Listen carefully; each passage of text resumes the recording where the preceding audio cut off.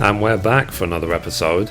In this episode, I wanted to run through the question and answers for Live Letter Part 19. So, I don't have any screenshots or videos to show in this video, but I will try and link all of the videos which were revealed in the description. And thankfully as well, in this Q&A, it is actually shown where each of the videos and screenshots and so on were shown. So, I could refer to that in the description. So, I just want to run through it, give my opinion of the live letter. I didn't see it myself, unfortunately, but I'll run through it and then just see what has been announced. So let's go to it now.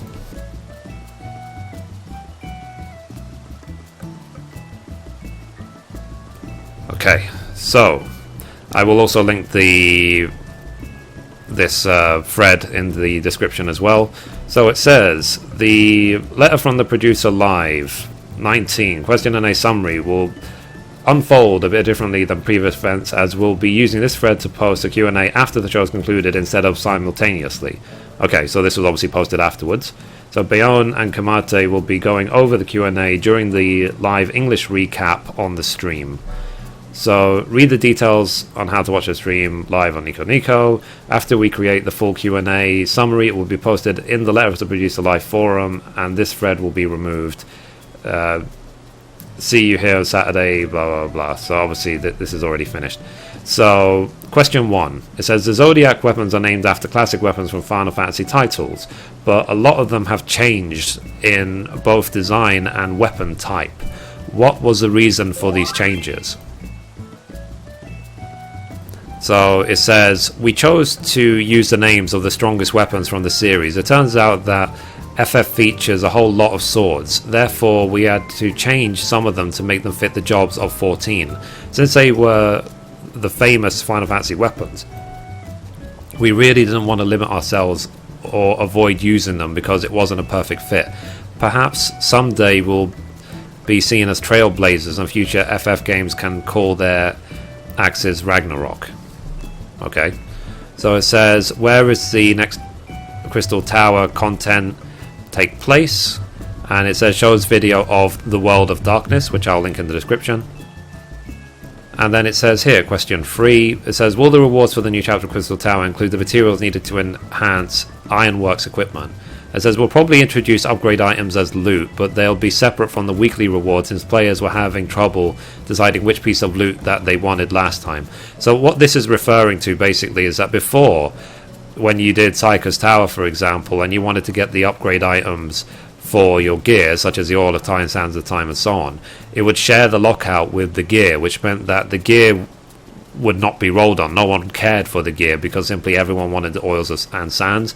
So what they're going to do this time is that there's going to be separate weekly lockouts for the upgrade items for Ironworks and also for the gear within the tower itself, so that you can roll on both without worrying about giving up one for the other. So question 4, will there be any weapon rewards from the new Crystal Tower content? Can you show us the graphics for the equipment? It says the rewards will be armor as usual, but there will be new crafting materials that will allow you to craft new weapons, which is pretty cool. So I guess we'll see if I will be able to do those crafts if I get 4-star everything in time. So it says, will additional fees be required in addition to our monthly subscription to access all the content in the Gold Saucer? And the answer is no, there will not be. Everything will be handled with in-game currency. We intentionally made it so that it wouldn't get mixed up with things like online casinos, so we can avoid the hurdles of ratings and laws for each country. Players will be able to purchase a new type of currency called Mandeville Gold Saucer points using Gil, but these are untradeable and cannot be sold on the market. Thank God for that. So it says, what type of establishment is the Gold Saucer? Is it a place that the general people of Eorzea can go? Please tell us the lore behind it. So they did show a video, which again I will link in the description, and it says the Mandeville Gold Saucer is open for everyone and was built by a very important person. I wonder who it could be. So it says, how many different types of games will there be in the Gold Saucer? Please tell us what we can do there. It says we can't reveal the full amount of details, but there will be things like Chocobo Racing, Triple Triad, and other mini-games. Triple Triad is a card game from Final Fantasy VIII, so they are going to be introducing that into the Gold Saucer, and obviously Chocobo Racing. And from what I saw as well, is that the chocobo racing will not be with your companion, so it has absolutely nothing to do with the chocobo you ride. It will be a separate chocobo that you'll be doing and raising for chocobo racing. So it says, can you show us the teaser of what we can obtain in the gold saucer? So it says display image of Setsa gear, which again I will try and link in the description. So it said there are many items that can be obtained by exchanging the new currency, so go after the one you want by collecting them. Cool.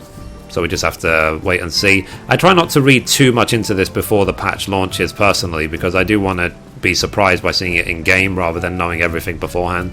It says, will we be able to summon our chocobo companion for chocobo racing? If so, will our companion ranks affect the race? It says you'll have, as I said, you'll have separate chocobos to use in chocobo racing, and you won't be using your companion. Raising chocobos and racing chocobos will be separate. That's cool. Moving on to the next question. No, sorry, next page. It says, will we be able to compete against other players in Triple Triad? Okay, it says displayed presentation. It says you'll be able to play against NPCs and other players too. Make sure to get all the cards. We're planning to have 80 cards available at launch, with more to come later. Cool. And then it says, how can we obtain Triple Triad cards? It says, playing against and defeating NPCs and exchanging the new currency in the gold saucer. You'll be able to earn rare drops from battle content. Okay, let's hope when they say battle content, it doesn't mean that they require people to raid to get cards. Anyway, it says the Keeper of the Lake area is a place I've been really curious about for a long time. What kind of dungeon will this be? And they did show a video of Keeper of the Lake, which is one of the 3 new dungeons. It says it takes place in the wreckage of the Agrius airship, which was destroyed in the Battle of Silvertear Skies by Midgard-Sorma. Now, this is, if you've seen the original 1.0 introduction video of the game of Final Fantasy XIV, that's the battle they're referring to.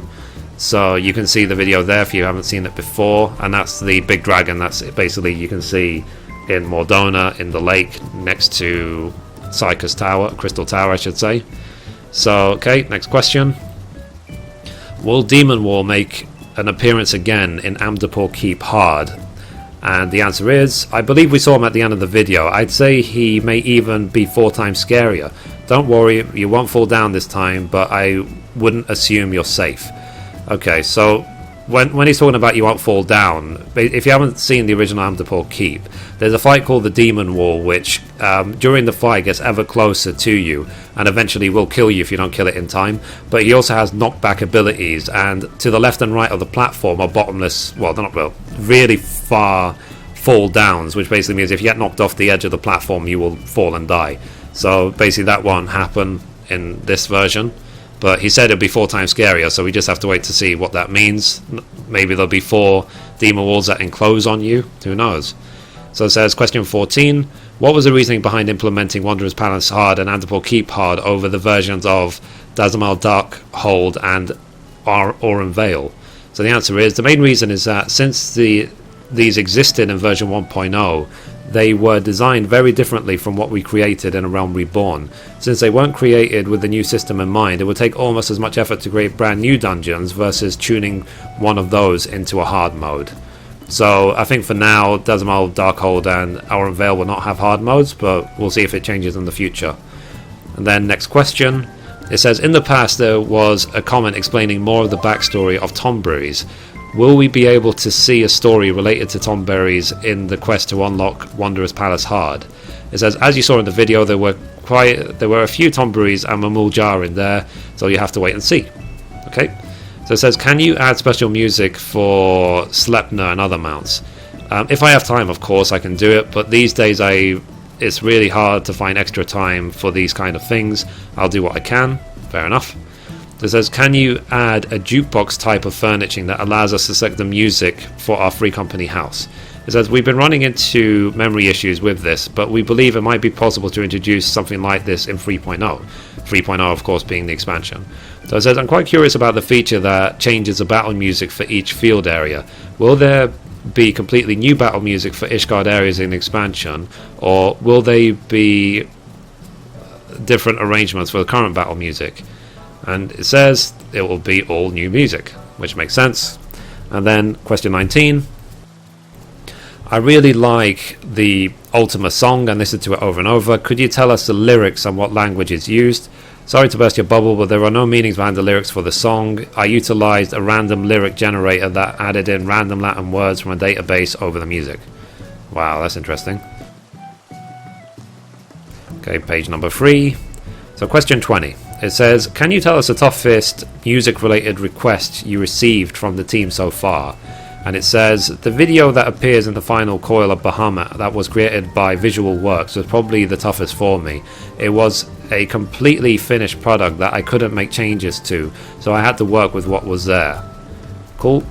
Question 21. You mentioned in the past that creating the sound was the final step in the process. But have you ever proposed a song that you prepared first? It said, I have absolutely no time for that. I am always playing catch up. Cool. Question 22. What is your favorite type of music genre and band? And it says, pointed to Rage Against the Machine shirt. Fair enough. Obviously, these must be questions for Soken. This won't be Yoshi P answering. It says, is there any music from other games you'd like? It says, I really like the music from Sega's Burning Ranger. Cool. It says, there are a wealth of ambient sounds and sound effects in Final Fantasy XIV, but do you have one in particular you really like? It says, Gridania. We had to go out somewhere with our recording equipment in our car, but of course there are no cars in Eorzea, so we have to remove that. There are some fancy software that remove car sounds in that instance, but we can't afford that, so it takes effort. Also, I love going out and recording numerous bird sounds in nature. Also, I really encourage you to listen to the sounds in 5.1. 5.1, of course, meaning Dolby Surround. It says, I'd like to listen to the Snowcloak music in high definition. When are you planning to sell another soundtrack?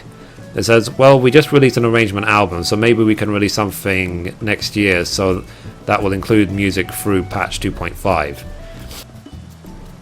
So it says, question 26, when making a song, do you consider how Final Fantasy it feels, or do you primarily just freely create the songs? As it says, of course I have to think about imbuing it with my own style, and we always need to consider that this is an FF game first and foremost. Okay, question 27. I find it amazing that the battle music and regular music of Crystal Tower transitions seamlessly. What kind of system do you have in place to do this? The answer is extremely difficult to go into details, but we have a program called Dynamics Plus, which you can learn more about from Google. This kind of thing requires great sound programmers, so if you are one, please join the team. So, how far along are you at the moment with the 3.0 music? I probably shouldn't say. We've done some, but we've got a lot more to go. Fair enough. So it says, are you preparing long versions of dungeon music? So I really like how the long versions of Pharaoh Sirius enhances the feel of the dungeon. Is that around 30 seconds is our policy for a looped dungeon theme, which takes a specific amount of time to create. To create longer, of course, would take even more resources. I'll do my best, but there is always a cost of creating that. The longer Pharaoh Sirius song was kind of a special thing, and definitely not something that is simple to do. Okay, let's move on to page 4.